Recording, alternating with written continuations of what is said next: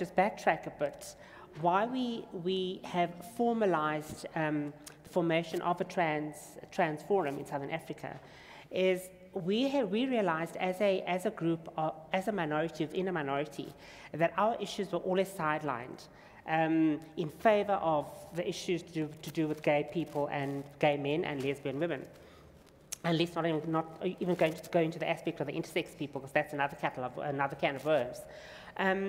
So what we decided as a group of activists from Southern Africa was to band together and to come up with certain commonalities which are cross-cutting across the southern region, because as you can well understand, we are all at different stages of development across the region. Zimbabwe cannot compare to South Africa and Mozambique and Malawi, etc., etc. So what we've decided and what we've come up with is this forum of activists who tries to meet at least once a month, and we have come up with a very, very, very broad strategy with which to address our issues. And but one of the major accomplishments, I'd say, as a Southern African forum, was at the Gender Dynamics Conference last year with Liesel, where we had a group of about 40 of us, activists. There were researchers, doctors, and we actually challenged the World Health Organization with regards to ICD-10, which, to those who are not in the know, is the International Classification of Diseases, which up until 2011 classified transgender diagnoses under the terms of mental disorders. So me sitting here a few years ago would have been deemed to be mentally unstable. But now, in 2011, the World Health Organization overturned, they changed their diagnoses, and they removed the transgenderism from the ICD-10.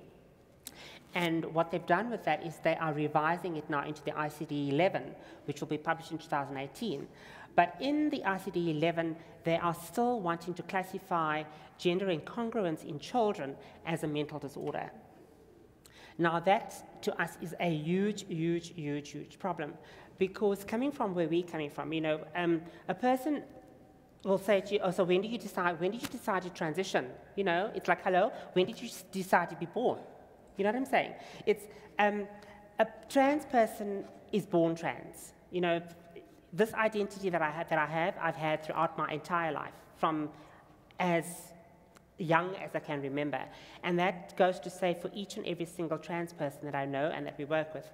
Now, if you put that in light of the young trans person, or trans adolescent, or prepubescent, or as you would like to call them, the implications of classifying gender incongruous behavior in children is very dangerous, in that it places the children at risk of indiscriminate testing and indiscriminate discrimination, which goes against the World Health Organization of free and fair treatment for a medical treatment for everyone.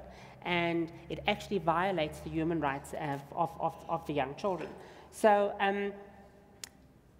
our issues are diverse. You know, it's how do we, for example, in countries that are so much less developed as South Africa, how do we raise the issue of being transgender in a country like Zimbabwe or Malawi or Mozambique or Botswana, when the issues around LGBTI are so contentious? And like what I was saying, is they're looking at who are you sleeping with. So how do you go and speak to a litigator or speak to a community leader, for example, to say, oh, well, actually, this is who I am, and this is what I feel I should do.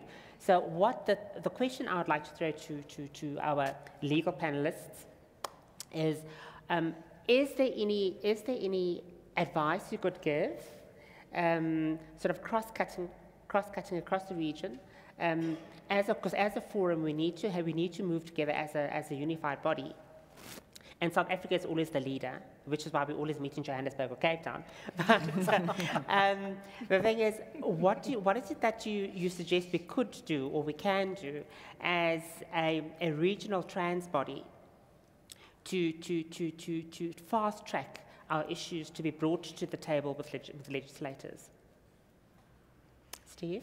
Monica, your wisdom, or Steve? I will come to you in the next 2-3 minutes. Well, I mean, look, I think we're talking policy change. Yeah. Before that was even changed from the World Health Organization, South Africa has a gender reassignment policy. You know, no matter the difficulties of finding the right gender marks with Home Affairs and other departments and so forth. I think first what we have learned, even within the Department of Justice, hate crime legislation we don't have in the country, but it really requires you to then start collecting the evidence. It's how programs work in changing legislation. You need to come together and say, this is who we are and this is what we want to see changing. You need to claim that space. And if at all, and this is why I raised the point that we find ourselves being outside the space. If you're going to talk about health, economy, you need to be in the space to talk about those issues. So even when we speak about trans issues and the intersectionalities, the interconnections, we need to occupy spaces where we're going to influence the legislation itself. We need to collect the evidence. How many, people speak about estimates, for instance. Do we have a population, even if it's one, that one person has to come and say, this is my right as a woman, this is my right as a man, and this is what the Can I interrupt you then? Just not so much challenge you, it's more plea for honesty. I mean, the task team has the acronym LGBTI. In your discussions that have happened so far, as a matter of fact, how often have you spoken about each of the different parts of that acronym? And how much in reality is there a space that's really about lesbian women and gay men? So if I can tell you that in the last national testing meeting, we find that we don't, we find ourselves that because we introduce ourselves differently, people make assumptions as well. That, if somebody looks masculine, definitely is a trans man, or definitely identifies as a he, for instance.